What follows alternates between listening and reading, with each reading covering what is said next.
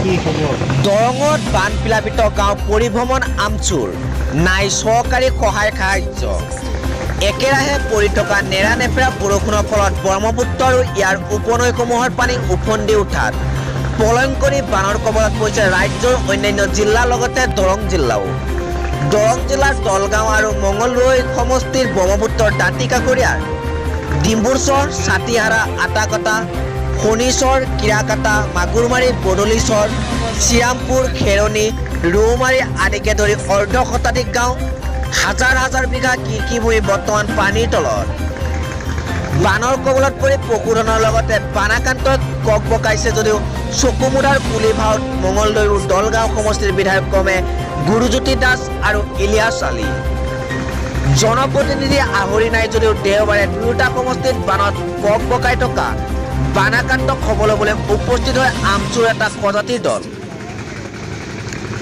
দৰং জিলাৰ আমচুৰ নেতৃত্বত কেন্দ্ৰীয় সমিতিৰ কাৰ্যকৰী সভাপতি আইনুদ্দিন আহমেদ, জিলাৰ আমচুৰ সভাপতি আলেফুদ্দিন সহ আমচুৰ প্ৰজাতি দলটোৱে বানাক্ৰান্ত গাঁওসমূহ পৰিভ্ৰমণ কৰি পৰিস্থিতি বুজ লয়। আজিৰ বানপানী যিখিনি অঞ্চল ইয়াতে আৰু এটা বস্তু দেখা পালোঁ, যাতায়াতৰ যিটো ব্যৱস্থা আৰু যিটো স্বাস্থ্যৰ ব্যৱস্থা কোনো কৰা হোৱা নাই। আৰু স্থানীয় যিবিলাক প্ৰতিনিধি বিশেষকৈ MLA, আমাৰ জনপ্ৰতিনিধিসকল, যিসকল কাউন্সিলাৰ বা জিলা পৰিষদ, কোনো প্ৰতিনিধিবিলাকে এই অঞ্চলবিলাকত আহি গুৰুত্ব প্ৰদান কৰা নাই। গতিকে আমি জনপ্ৰতিনিধিক নিৰ্বাচন কিয় কৰোঁ? যে ৰাইজৰ যেতিয়া বিপদ হ'ব তেতিয়া জনপ্ৰতিনিধিসকল আহি থিয় হ'ব। কিন্তু দেখা যায় যে দলগাঁও সমষ্টিৰ বিধায়ক ইলিয়াছ আলী ডাঙৰীয়া, মঙলদৈৰ বিধায়ক গুৰুজ্যোতি দাস ডাঙৰীয়া, চিপাঝাৰৰ বিধায়ক বিনন্দ শইকীয়া ডাঙৰীয়া, দৰং জিলাৰ যিখিনি চাচাপুৰী অঞ্চলসমূহত যেনেকুৱা হাৰত তেওঁলোকে আহি গুৰুত্ব প্ৰদান কৰিব লাগিছিল পৰিভ্ৰমণ কৰা নাই। গতিকে আমি দাবী উত্থাপন কৰিছোঁ তেওঁলোকেও যাতে চকুমুদা কুলিৰ ভাও ধৰা যিটো স্বভাৱ সেইটো পৰিত্যাগ কৰক, নিমাতী কইনাৰ যিটো চৰিত্ৰ তেওঁলোকে পৰিত্যাগ কৰক, কৰি জনগণৰ মাজত থিয় হওক। আৰু স্বাস্থ্যৰ যিটো মন্ত্ৰী হিমন্ত বিশ্ব শৰ্মা ডাঙৰীয়া, তেওঁকো আমি আহ্বান জনাইছোঁ যে এই বানপানী ক্ষতিগ্ৰস্ত পৰিয়ালসমূহক যাতে স্বাস্থ্যৰ প্ৰতি গুৰুত্ব প্ৰদান কৰা হয়, যাতায়াতৰ প্ৰতিও যাতে গুৰুত্ব প্ৰদান কৰা হয়, এইখিনি আমি আহ্বান জনালোঁ।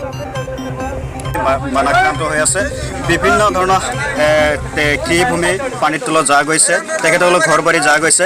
কিন্তু ইয়াত যিসকল গৰু ছাগলী আছে এইবিলাক ৰখাৰ কাৰণে কোনো ধৰণৰ ব্যৱস্থা চৰকাৰে কৰি দিয়া নাই। ওখ ভেটিৰ অভাৱ, মানুহখিনি যে ওখ ঠাইত তেখেতসকলে বাসস্থান কৰিব এইখিনিৰ অভাৱ হৈছে। গতিকে তেখেতসকলে চিকিৎসাৰ নামতো ইয়াত কোনো ধৰণৰ সুবিধা আমি দেখা নাপালোঁ। গতিকে এইবিলাক ব্যৱস্থা কৰি দিব লাগে চৰকাৰে অতি সোনকালে। আৰু দৰং জিলা প্ৰশাসনক আমি অনুৰোধ জনাইছোঁ যে ইয়াত বিশেষকৈ ছাগলী, গৰু, যিসকল জীৱ জন্তু আছে এই জীৱ জন্তুসকলক যাতে চিকিৎসা কৰাৰ ব্যৱস্থা কৰি দিয়ে অতি সোনকালে।